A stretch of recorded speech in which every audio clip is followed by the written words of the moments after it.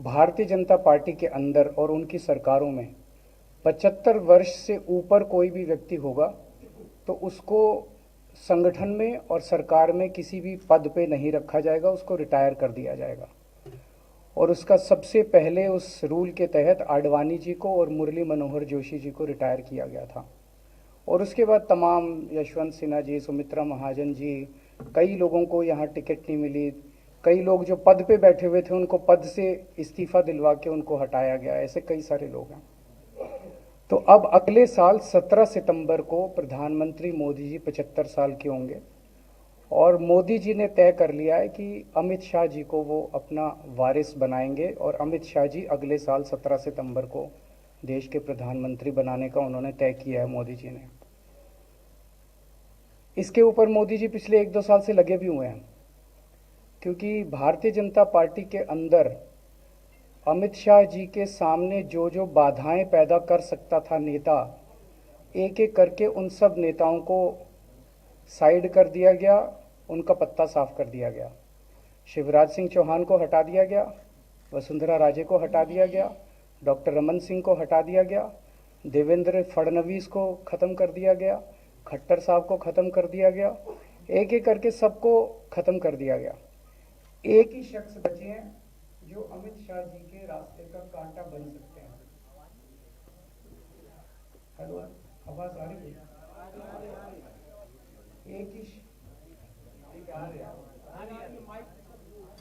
एक ही शख्स हैं जो कि उनके रास्ते का कांटा बन सकते हैं, वो है योगी आदित्यनाथ जी। अब योगी आदित्यनाथ जी को इन्होंने हटाने का पूरा मन बना लिया है और अगर इनकी सरकार बनी तो 2 महीने के अंदर योगी जी को भी उत्तर प्रदेश के सीएम से हटा दिया जाएगा। मैंने दिल्ली में 3-4 दिन पहले ये प्रेस कॉन्फ्रेंस की थी और ये दोनों मुद्दे उठाए थे। जैसे मैंने मुद्दे उठाए थे तो अमित शाह जी ने और उनके कई नेताओं ने अपनी भावना प्रकट की कि नहीं, मोदी जी को 75 साल में इस्तीफा नहीं देना चाहिए, मोदी जी को 75 साल पूरा कार्यकाल पूरा करेंगे। उन सब की भावनाओं की मैं कद्र करता हूं, क्योंकि अपने नेता के लिए जब भी ऐसी बात होती है तो सब लोग सामने आके बात करते हैं। लेकिन बड़ी बात यह है कि मोदी जी ने ऐसा नहीं कहा कि मैं 75 साल पे इस्तीफा नहीं दूंगा, मैं रिटायर नहीं होऊंगा। उनका अपना बनाया हुआ रूल है और मुझे पूरी उम्मीद है कि मोदी जी का अपना बनाया हुआ रूल है और मोदी जी अपने रूल को फॉलो करेंगे। नहीं तो लोग कहेंगे कि मोदी जी ने ये रूल आडवाणी जी को हटाने के लिए बनाया था, जब अपनी बारी आई तो नहीं।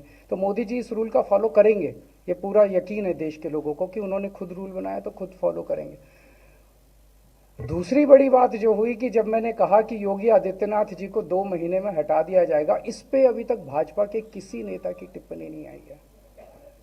4 दिन हो गए। इसका मतलब ये तो कंफर्म करता है कि उन्होंने पूरी प्लानिंग कर ली है और उनके पक्ष में कोई बोलने के लिए तैयार नहीं है योगी आदित्यनाथ जी के। तो उनका हटना अब लगभग तय है कि योगी आदित्यनाथ जी को उत्तर प्रदेश के सीएम पद से हटाया जाएगा।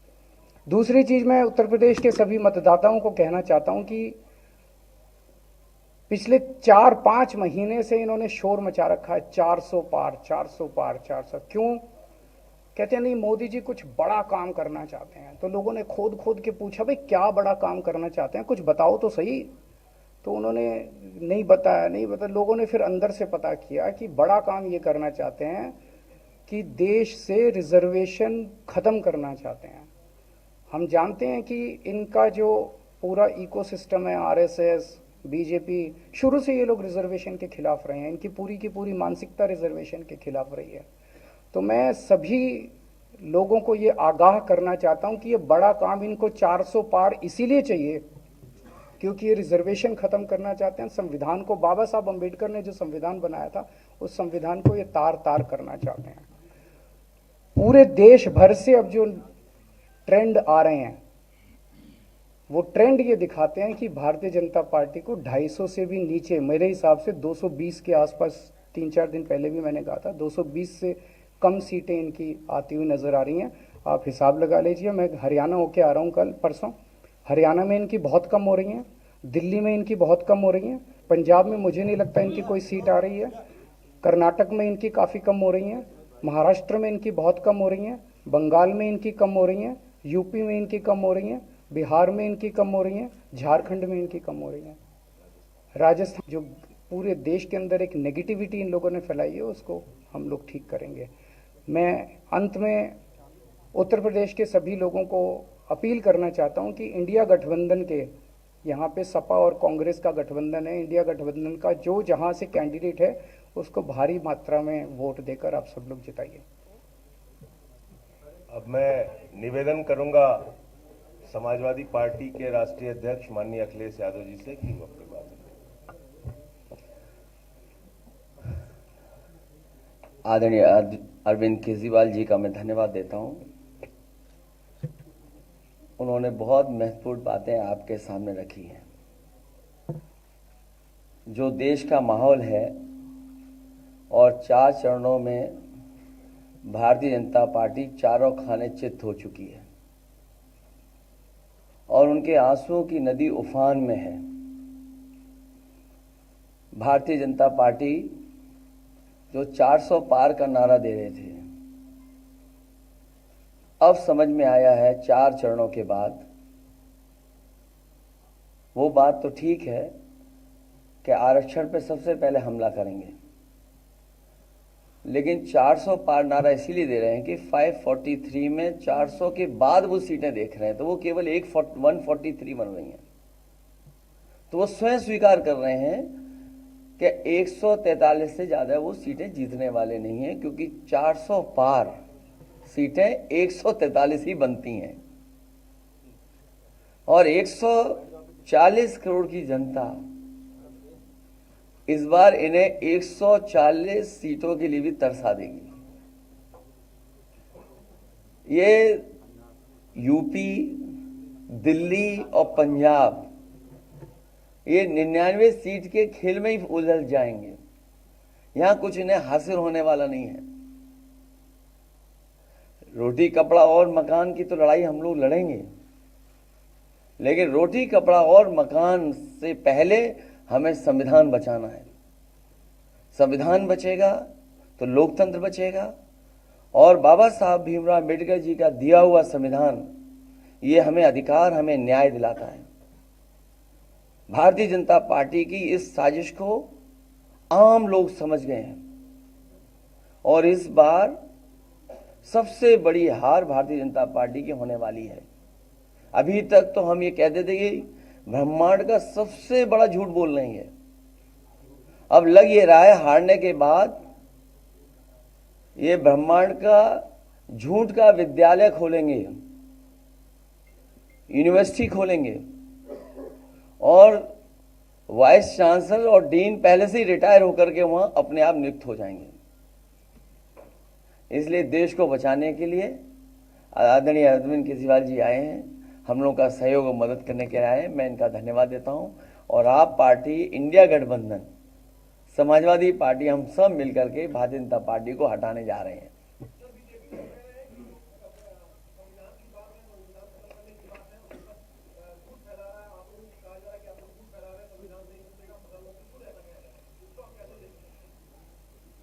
उनकी कौन सी बात सच निकलेगी? अभी आपसे ही कहा कि 75 साल वाला जो वो है रूल नियम, उसको तो फॉलो किया जाएगा ना, इसी से पता लग जाएगा। और एक मिनट, अगर आप इनका इतिहास उठा के देखें पिछले 75 साल का, जनसंघ का, आरएसएस का, थ्रू आउट ये लोग रिजर्वेशन के खिलाफ रहे हैं। तो अब 400 सीटें लाके ये संविधान बदल के उस रिजर्वेशन को खत्म करना चाहते हैं। अरविंद जी, स्वाति मालीवाल के मामले में अभी तक आप कुछ बोले नहीं है।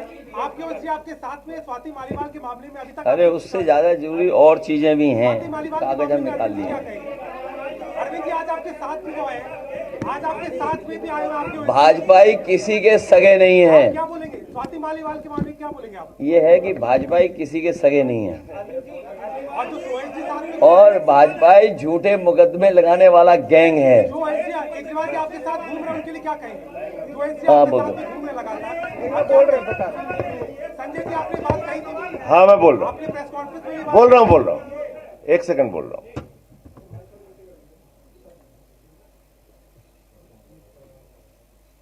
सब लोग, पूरा देश हतप्रभ है, दुखी है, आज तक पीड़ित है मणिपुर के अंदर एक कारगिल योद्धा की पत्नी को निवस्त करके घुमाया गया, सैकड़ों महिलाओं के साथ दरिंदगी हुई, भारत के प्रधानमंत्री खामोश रहते हैं।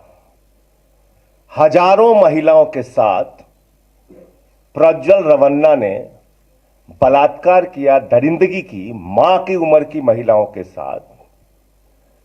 प्रधानमंत्री कहते हैं ये भारत को मजबूती देगा, इसी को वोट देना। ये भारत का भविष्य है प्रज्वल रवन्ना, उसको भगा दिया जाता है बीजेपी के द्वारा। पहलवान बेटियां जब जंतर मंतर पे लड़ रही थीं न्याय मांगने के लिए, तो यही स्वाति मालीवाल जो महिला आयोग की अध्यक्ष थीं, रात में उनके समर्थन में गई थी, पुलिस के लोगों ने घसीट के मारा था। हमने देखा यहीं उत्तर प्रदेश के अंदर कुलदीप सेंगर के मामले में, हाथरस के मामले में देश के प्रधानमंत्री खामोश रहते हैं, एक शब्द नहीं बोलते। आम आदमी पार्टी हमारा परिवार है, पार्टी ने अपना रुख साफ कर दिया है और मैं चाहता हूं जितने विषय मैंने आपके सामने रखे हैं, देश के प्रधानमंत्री और भारतीय जनता पार्टी को जवाब देना चाहिए। स्वाति मालीवाल के मामले में जवाब देना, जब वो पहलवान बेटियों के लिए जंतर मंतर पे न्याय मांगने गई थी स्वाति मालीवाल जी, उस समय घसीट के मरवाया पुलिस वालों से। तो इसलिए इस पे राजनीतिक खेल ना खेलें, मैं सिर्फ इतना कहना चाहता हूं। धन्यवाद।